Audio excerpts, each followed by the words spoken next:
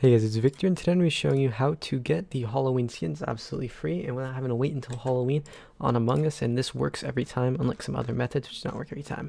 And as you can see, clicking through this, I don't have the Halloween skins. I have the Christmas ones, and I have another tutorial for that, which you should watch. And anyways, to get them, you're just going to have to close out of Among Us first and go down to your clock right here.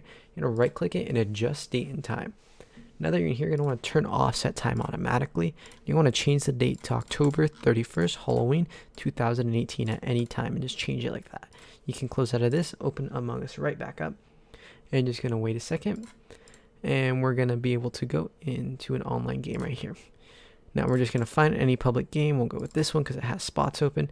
And you're just going to want to immediately leave this game. Go right back to local, create game. And if I go over to my little customized laptop right here, I'll be able to see that I have all of the skins, the Halloween skins that were not there just a second ago. So as you can see right here, I got it all done.